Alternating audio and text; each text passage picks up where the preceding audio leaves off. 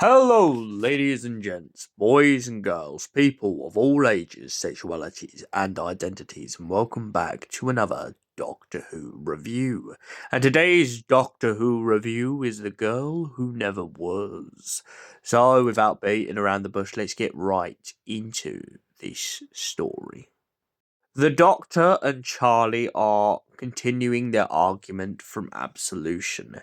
Keris has died, and the Doctor is still being very cold hearted about it. And to make matters worse, Charlotte is thinking of leaving him. She doesn't want to do this anymore. She doesn't want to be jumping from place to place, getting attached to people, and then losing them. And to make it very apparent to the Doctor, she pretty much asks to go home. The Doctor says, where? What? Back to thing? You can't go back there. The R101's gone. And Charlotte points out, yes, the R101 may be gone. But of course, that was never where she was aiming to go. After all, her journey was supposed to take her to Singapore. Our Edwardian adventuress is very determined to try and get away from the Doctor. She's trying to build a life of her own once again, and trying to stabilise herself away from the chaos of the TARDIS adventures. However, 5 minutes into being in Singapore, the Doctor just keeps chasing her around town, and then she becomes very good friends with a man named Byron, or Byron something. But constant irregularity starts to circle around the Doctor and Charlotte as soon the Doctor realizes that he's met Byron once before, and Byron seems to know the geolocation of an event that hasn't taken place quite yet. Even though she wants to give up this false crusade, Charlotte eventually decides to give in, and the pair of them set off once again on another adventure. Upon this happening, the Doctor and Charlotte get separated as the hand system decides to go haywire. Now, this is not the first time this has happened. There's been many times in Doctor Who where the hand system has come into contact with an alien life form, so it decides to leave. Hence, a great example of this would be Wild Blue Yonder. But back to the story. So Charlotte is separated after the Doctor and her pretty much end up parted. The Doctor then goes back to the same ship years later, but in the very far, far future, only to discover that the ship is now boarded by a bunch of crew members. And to make it even more apparent, it seems like Charlotte has meddled with the ship at some point. Now, the ghost ship, as we will name this, essentially has been drifting through time, lost and abandoned. But after a bunch of seamen end up getting on the boat, they decide to essentially go looking for the goods. However, it turns out that a group of cybermen have been put down in the hull of the ship until they will be reactivated in the distant future.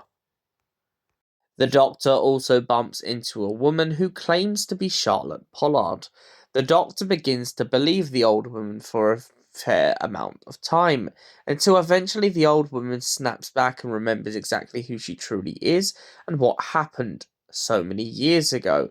It turns out that she's a good friend of Charlotte's, and when Charlotte was trapped on the boat years ago when the Cybermen first attacked, it turns out that somewhere along the line, due to the Doctor's interference, she ended up getting Charlotte's memory, or to put it boldly, she just began to believe that she was Charlotte Pollard because what the Doctor had tricked Charlotte into using against the Cyber Planner. The Doctor and Charlotte managed to beat the Cyber Planner in both time zones. However, the Doctor then, because of a parasite living inside of Charlotte's head, decides to try and hypnotize Charlotte into forgetting everything up to the R101.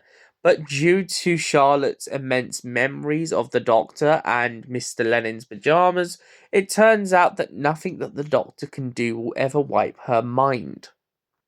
However, this is not a bad thing, especially not when we get to the climax of the story. Charlotte ends up getting separated once again from the Doctor after the great catastrophe that's happening, and when she goes ashore, she begins to try making a device to get in contact with the Doctor, at least to try and escape. However, she doesn't end up with her doctor. Instead, she ends up with a totally other doctor picking her up.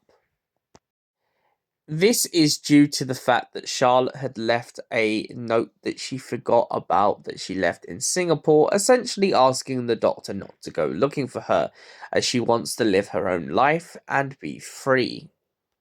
So, The Girl Who Never Was. What did I think of it? Well, I love the storytelling. It gives me very big vibes of like The Impossible Girl and The Girl Who Waited sort of vibe. I feel like the way that Charlotte describes herself as the girl who never was is so brilliantly adept to her character. It brings all the great elements of her forward. However, this story I feel like has some troubling problems. The first major problem being the jumping back and forth between the time zones. It's kind of unclear whether the Cybermen are damaged in the future or damaged in the past. Their technology obviously has been rusting over time, as the Doctor points out in this story. But I feel like that's one conflict that begins to make this story a little bit shaky, is the constant jumping back and forth in time. However, the ghost ship idea and the Titanic idea is absolutely brilliant.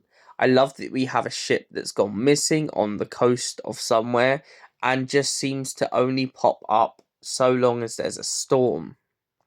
The crew members and the bias of Byron and his fellow crewmates, their prejudice is brilliant.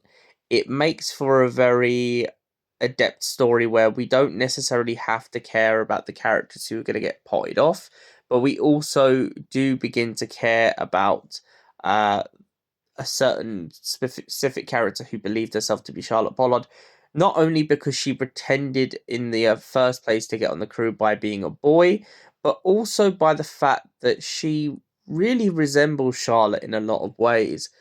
She's determined, she's like strong willed, and most importantly, she doesn't let her son Byron get away with things.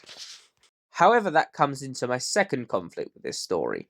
Now, it's eventually explained that Byron is the son of the woman who thought she was Charlotte Pollard. However, if that is the case, then how did Byron meet his own mother before she conceived him? This is where I have a kind of conflict in the story because of the fact that they go back and forth, and it really, really starts to mess with my head. Other than that, though, India Fisher and Paul McGann's performances are absolutely sensational in this story. The way that they bring their characters together, and especially the way that they end their journey together in this story, really is solid and pays off so well. And for that reason, I give The Girl Who Never Was a solid 8 out of 10. Thank you for watching. We'll see you in the next Doctor Who review. Until then, goodbye, stay beautiful, and have an incredible night.